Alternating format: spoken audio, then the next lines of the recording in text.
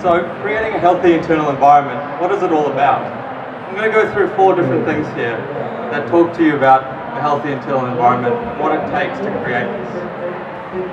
What if there was one solution to all of your health issues?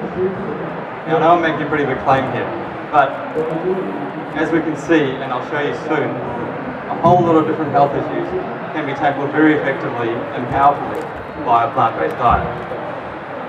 What if it was as simple as, or easy as making a few lifestyle changes? What if the solution involved no medication or supplementation? Now this is where it gets interesting, because what do we hear all the time? We hear that if we're healthy, don't take medication because it's going to make you sick. But if you're sick, take your medication because somehow that's going to make you better. I find that a little bit ironic. What if all you had to do was change what is at the end of your fork? It's actually that simple. I'm going to go through a few different stats, but first, I want to talk to you a little bit about germs and disease. Germs actually do not cause disease in the way that we think. I'll bring you up a little example of mosquitoes. When we look at these 2 ponds of water, which ones do we think will attract the most mosquitoes? Definitely the one with more rubbish and dirt, right? Our body works in exactly the same way. If we create a healthy internal environment, like the clean pond there, we don't attract the same germs and disease and bacteria that we do when our body is toxic. Therefore, we do not have the same disease or sickness issues.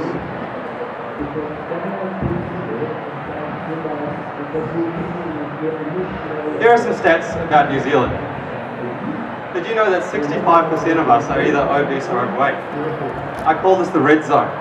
As you can see, obesity is a risk factor for many different types of ailments in society today. What are some of our biggest killers? Well, 60% of us are accounted for by heart disease or cancer. Both these diseases never should exist in the human body. I'll explain to you exactly how, and some interesting research that shows us that not only are these diseases preventable, but they're also reversible.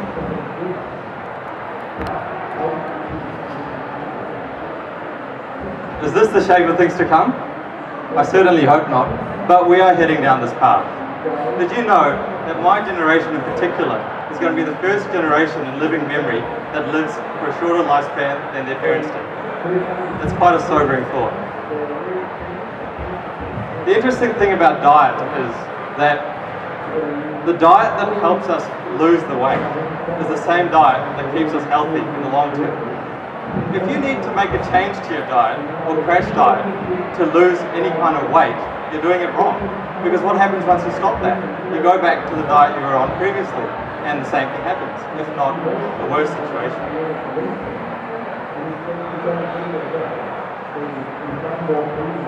So what does the science tell us? I'm going to go through some really interesting and telling studies that some very important scientists and doctors have done on how nutrition affects different types of diseases. The first study I'm going to talk to you about is the China study. This was the most comprehensive nutrition study ever done. It was done by a fellow by the name of Colin Campbell. And to give you a little bit of background on Colin Campbell, when he was growing up, his family ran a dairy farm. He used to think that milk was the perfect food for human beings. And throughout his early career in science, he was focusing very heavily on how to increase the protein intake of human beings.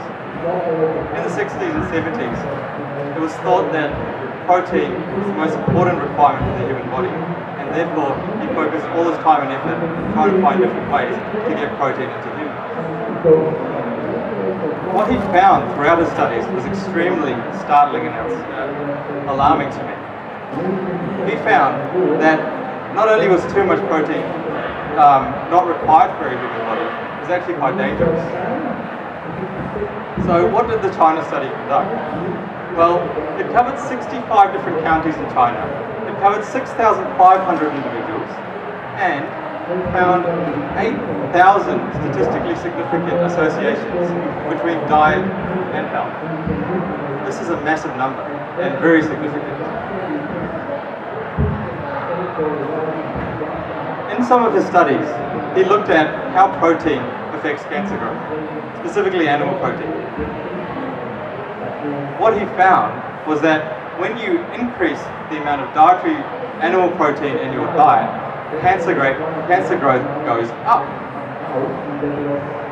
And he thought that was pretty interesting. So what did he do? He said, well, what happens when we decrease our dietary protein intake? Well, cancer growth went down in the same subjects.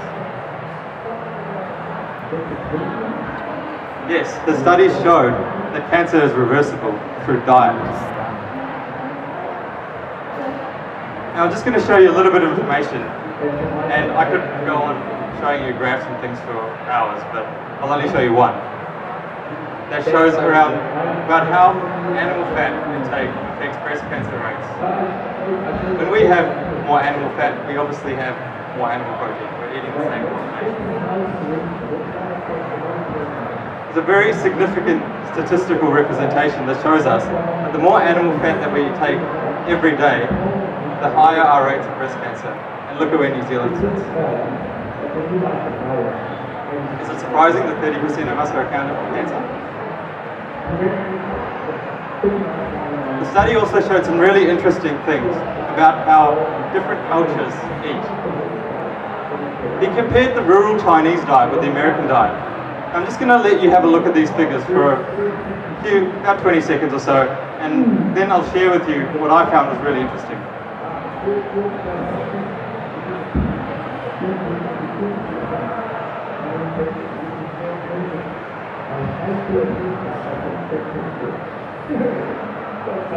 There are two things on this table that are really interesting from my point of view. The first one is the total calorie intake compared to from the Chinese to the Americans. I could not believe that the Chinese population, especially in the rural areas, eats 700 more calories every day than the American population. They eat a lot more food. The difference is where they're getting their food from. The other really significant and interesting item on this table for me was their total iron consumption. As you can see, they get almost double the amount of iron per day than the American population. Now, when I was growing up in New Zealand, all I saw on TV was that I needed to eat my red meat to get my iron intake. Well, hold on a second. Here's a population that gets most of its calories from plants, and they get double the amount of iron as the meat-eating nation does. Food for thought.